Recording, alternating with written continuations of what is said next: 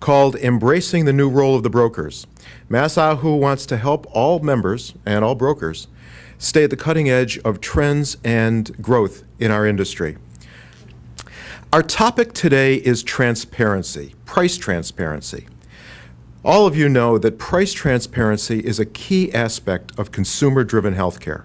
Consumer-driven healthcare has high deductibles. The theory is if consumers have to pay something, then they'll make wiser medical decisions. A basis of that is knowing prices. Price transparency is an attempt to treat healthcare like other goods and services, to make buying healthcare and medical services more like buying cars or houses or tennis rackets or other consumer goods.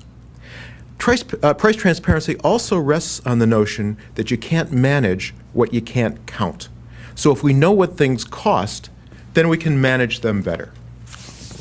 This is such a powerful idea that to date, some 34 states have already mandated some form of transparency in their medical prices.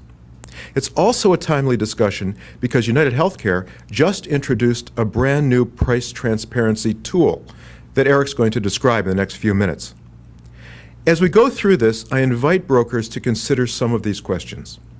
Does transparency mean full prices or just the deductible, the only part that matters to the consumer? Does transparency apply to all services or only some? Specifically, should it only apply to services that have similar outcomes? First of all, what is price transparency? What's the state of the art today in terms of data collection and data presentation? What have we learned from previous attempts at price transparency?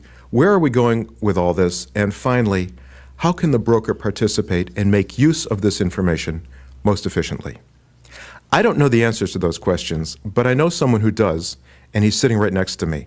So I'll pass the mic over to Eric and get this going. Thank you, Gary. I hope I have the answers to those questions. Great introduction, and I think you're spot on with your definition of transparency, but I'll do my best to reiterate it. So the important part of transparency, I think it really has two elements. One certainly is the cost element. And when we talk about cost, we'll get into, what does that mean? How do we look at cost? Because that becomes a very complex discussion. The other important element in transparency, of course, is the quality side of it. It's great to know what something costs, but it's also important to know the value of it. So are you getting the right value from that particular provider, particularly when your health is involved? So I'll maybe just give you a brief overview of the new transparency tool that you mentioned that we rolled out at UnitedHealthcare.